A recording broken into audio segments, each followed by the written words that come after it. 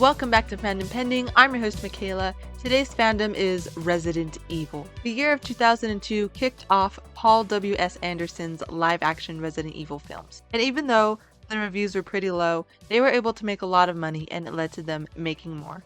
6 films in total were made, with the last one coming out in 2017. The RE films focus on Alice, an entirely new character created for the movies who was not featured in the game. Iconic characters from the games such as Leon Kennedy or Jill Valentine are featured as side characters that are basically there just to be there. In 2021, we got Resident Evil Welcome to Raccoon City.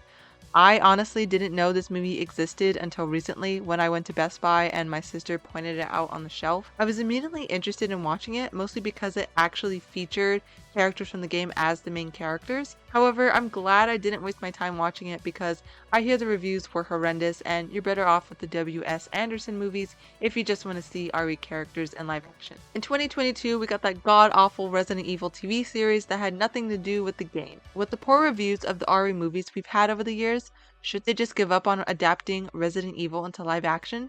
Or is the TV series the way to go?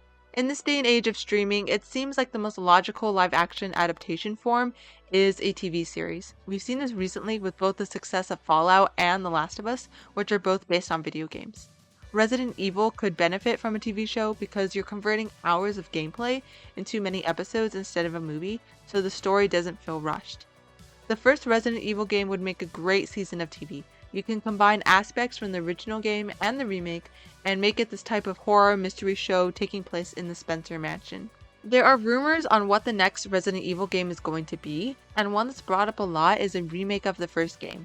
If that's the route Capcom wants to go, then maybe they can make a live-action TV series along with the remake of the first game and release them around the same time so the audience can find the game and watch the TV show and vice versa. Or maybe Capcom will release RE9 or another remake to still have some relevance for the TV show fan. In the first Resident Evil game, you can choose to play as Jill Valentine or Chris Redfield. I don't know how that will translate to TV, but maybe you can have an A and B story with them simultaneously, much like Claire and Leon in RE2, and then figuring out the mystery of the Spencer Mansion by themselves. I think that might work best. Or maybe you can have Chris and Jill working together and then separate and have their own storylines and come back together back and forth so they can figure out what's going on in the mansion. I might be getting ahead of myself here, but what if a TV series gets made and the first season is a hit and then every game installment gets their own season, such as Resident Evil 2 being Season 2 and Resident Evil 3 being Season 3 and so on.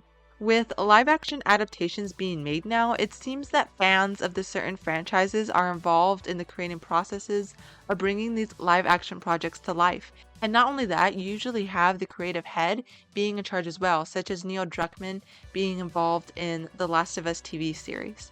Resident Evil has had a not-so-good track record of live-action movies. RE Welcome to Raccoon City made the mistake of trying to jam-pack 2 games with both 2 stories into one movie.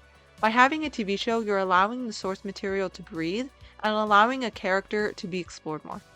Resident Evil has a really specific vibe, and the Spencer Mansion would be a great set piece to be explored for a TV show, and the mystery and action would get everyone excited for the next episode every week. That's all I have for today. Please share your thoughts on today's episode in the comments, and don't forget to subscribe. Do you guys have any ideas on who should be casted in a live-action Resident Evil TV show? Because I really want to know. If you have any suggestions on what fandom or topic I should talk about next, leave a comment or message me on Instagram at FandomPending. If you would like to see some cool Resident Evil art, check out my art on Instagram or Tumblr at Illustrated by Michaela. Thank you for joining me today, and I'll see you guys next time.